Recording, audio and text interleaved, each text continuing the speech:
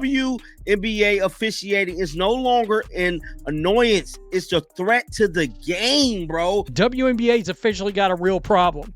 Cathy's going to be the commissioner that much longer, bro. This momentum that Cathy Engelbert has had going in this league came to a crashing and sudden stop. Cathy Engelbert just got the boot.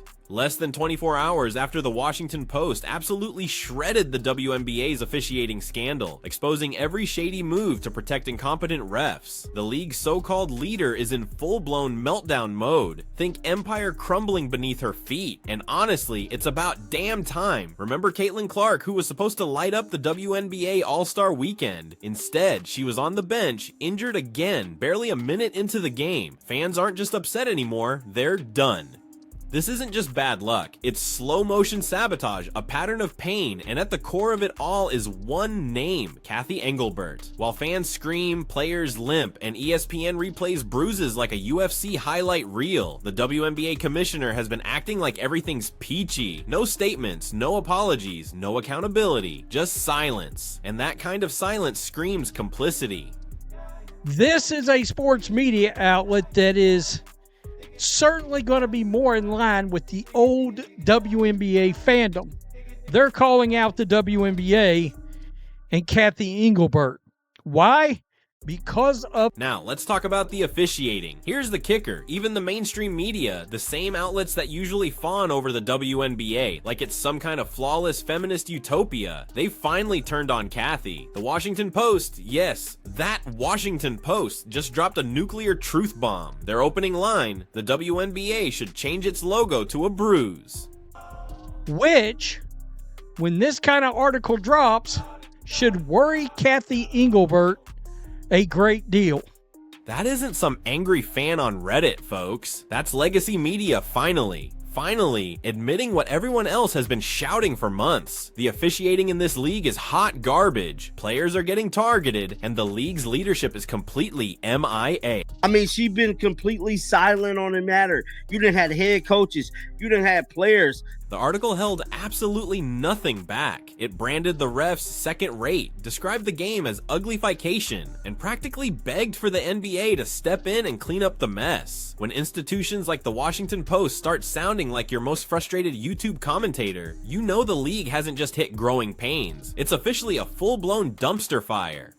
Clark is out again because of another groin injury, possibly aggravated after she took a knee in the abdomen from J.C. Shelton of the Connecticut Sun on Tuesday night.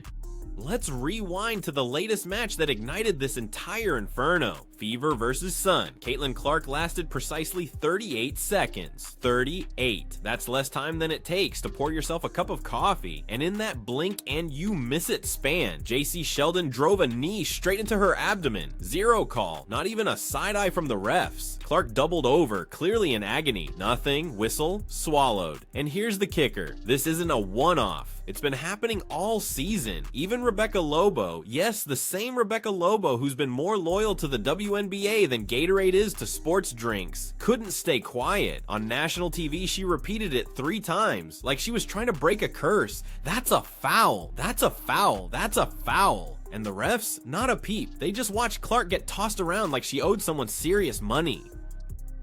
The chronically lousy second-rate officiating has led to such a hard play uglification. That's a good word. That's a good word. At this point, fans have started jokingly calling the WNBA the kickboxing league. And honestly, they're not wrong. What used to be tough defense has devolved into straight up assault. We're talking body checks, elbows, headshots, all while the refs are seemingly busy tweeting from the sidelines. And guess who's left paying the brutal price? The stars. Caitlin Clark, Kelsey Plum, Nafisa Collier, bruised, battered, and benched. Now you have had the biggest star in the league, brother, go on live and call out. And just when you thought it couldn't get any worse, Caitlin Clark's own brother stepped in, speaking what fans have been screaming for weeks, live on Instagram at a rooftop event no less. He looked directly into the camera and dropped the quote of the summer. "Fix your repping, WNBA, it's bad." That was it. The match hit the powder keg. Twitter exploded, TikTok flooded, Reddit was ablaze. Everyone was tagging Cathy Engelbert in every language known to Google Translate. Fire Cathy was trending before breakfast. You need to come up with a systematic plan to fix this damn refereeing. I mean, it is getting so bad. And on Tuesday night, no call. This shouldn't surprise anyone at this point, because here's what people are starting to believe, and not without reason. This isn't just bad officiating, it's intentional. A coordinated effort to humble Clark to keep her from having too much power as the new face of the league, all conveniently right before the next CBA. Pretty convenient timing, huh? Call Cathy Engelbert to have referees games fairly, but no, she said she would rather have cater to jealous women that abuse Caitlin. No league's ever about one player. That player could get hurt or whatever. So I think it's just to give recognition that in sports. Oh, and remember that interview from a year ago where Cathy Engelbert casually said, "No league is about one player. That player could get hurt?" Yeah. That statement aged like milk, because that exact player is getting hurt.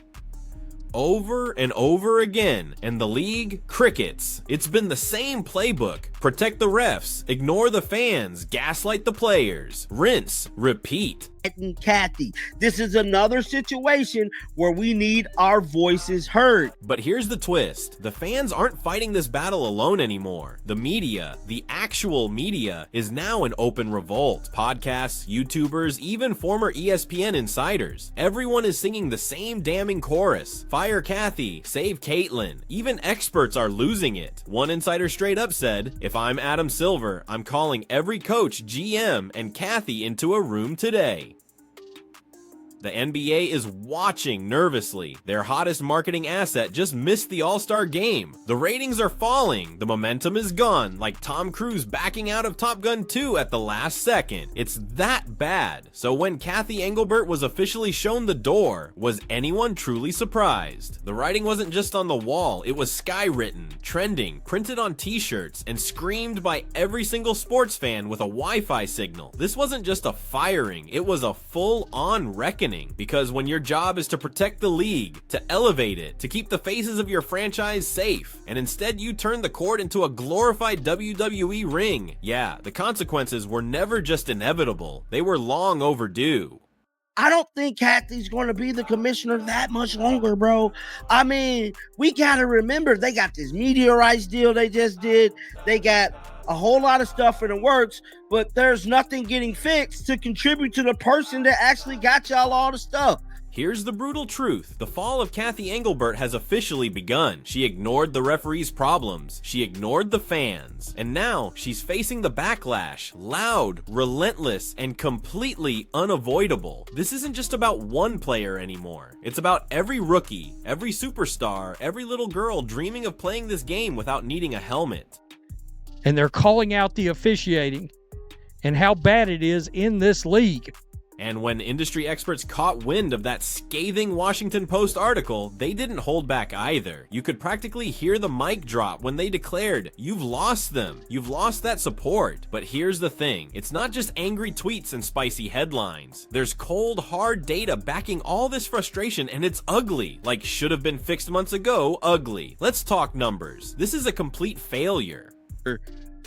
What a failing manager. So many players injured on her failures, yes. Since opening day, there have been a staggering 141 reported injuries in a league that only plays 44 games. And get this, there are only 179 active players in the entire WNBA. You don't need to be a mathematician to realize that's a terrifying injury per player ratio. It's like every second player is limping around with an ice pack. It was brutally embarrassing for the league, and if that's not enough to make you cringe, try this one. In just the past 2.5 seasons, seasons, there have been 57 head and neck injuries. That's not just rough play, that's dangerous. That's career-threatening. That's a lawsuit waiting to happen level of neglect. Now, let's compare that to other leagues. In the NBA, there's physicality, but it's balanced. In the WNBA, especially this season, it feels like every other game turns into an MMA undercard.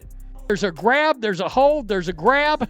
I mean, all of those are fouls, and Aggravated Lobo said, as Clark simply tried to dribble on the perimeter, every single one of them, that's a foul, that's a foul. And who's taking the absolute brunt of it? The guards and small forwards. You know, the players who drive ticket sales, post the highlights, and sell the jerseys. Caitlin Clark, Sabrina Ionescu, Kelsey Plum. These are the very faces of the league, and they're getting slammed around like crash test dummies. And the footage doesn't lie. Just roll the JJ Quinterly versus Caitlin Clark tape. Arms wrapped, body checks, jersey grabs, and not one whistle. Not one. You'd think Clark was running through airport security with how aggressively she was being searched. And still, no foul call. Just use Caitlin Clark arm or leg with the purple discoloration. It's more fitting. Or Kelsey Plum or Nafisa Collier. Even Kelsey Plum, one of the most respected players in the game, couldn't hold back. She went on a full-blown F-bomb tirade about the refs, with scratches on her face, bruises on her arms, and a mic that caught every single second of her saying what every player has been thinking. I'm over it. And meanwhile, what's Cathy Engelbert doing? Cathy, what you got on? I got on Cinco sets. Okay. And these are the shoes I wear at the WNBA draft this year. They're Valentino. Ooh. Well, she's out here bragging about her shoes. Valentino heels at a league event while her players are getting pummeled like it's a street fight. The refs are destroying this league and Cathy's just smiling, draped in Valentino. It's like watching someone rearrange furniture on the Titanic. Bro, it's not happy.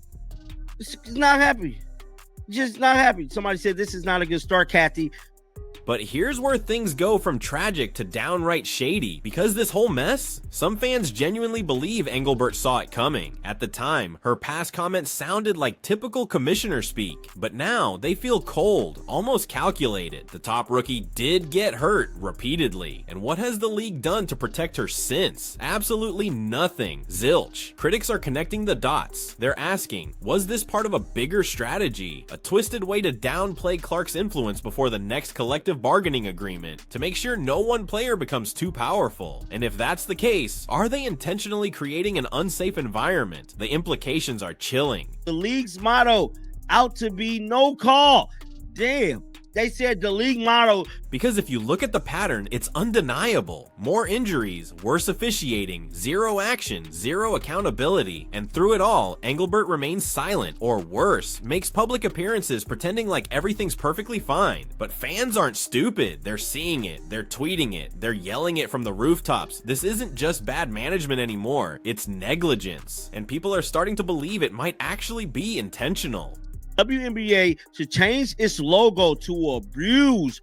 Forget that little silhouette of a woman rising for a shot.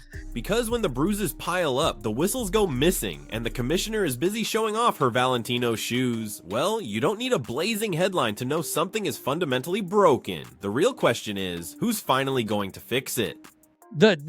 If I'm the NBA and Adam Silver, I'm getting a Zoom call or in person. Every member of leadership, coaches, and general manager. The WNBA is officially in freefall. And yes, the NBA is watching very closely, as Black and White Sports didn't hold back in saying, if I'm Adam Silver, I'm calling every GM, every coach, and Cathy into a damn room. That Caitlin Clark has missed an appearance for the damn All-Star game. Honestly, it's about time, because now the one person who was single-handedly keeping this league's lights on, Caitlin Clark, is out of the All-Star game. Not by choice, not for rest, but because her body simply couldn't take the beating anymore. You can't make this up. The WNBA's most bankable superstar is sidelined during their biggest weekend. And what does the league do? Shrug, look the other way, hope nobody notices they just fumbled their golden goose. Get together, or I will find new leaders. I will determine that you guys are incompetent. And fans, they're done playing nice. They're not just angry, they're demanding blood. They want resignations, they want firings, they want Adam Silver to either step in or let this entire thing burn to the ground. And honestly, it's hard to argue with them. Cathy was indeed on fire, but not in a good way. No accountability, no public apology, not even a statement that sounded like it came from someone who cares. And that's what truly stings. Not the bad refs, not even the injuries, but the absolute indifference from the one person who was supposed to steer the ship. And let's be real, when even the people paid to support the league are openly calling for the commissioner to be replaced, you know things are beyond broken. And here's what makes this so tragic. It didn't have to be this way. Cathy Engelbert had the moment, the star, the audience. She had the WNBA on the verge of something it's never truly had: cultural dominance. Caitlin Clark wasn't just hooping, she was changing the game. And instead of building around her, the league tried to humble her. Instead of protecting her, they let her get mauled on live TV. Instead of speaking up for her, Cathy disappeared behind a curtain of silence while fans screamed at the top of their lungs. If you care about this sport, if you care about the future of women's basketball, it's time to speak up. Like, share, and subscribe if you're tired of the gaslighting.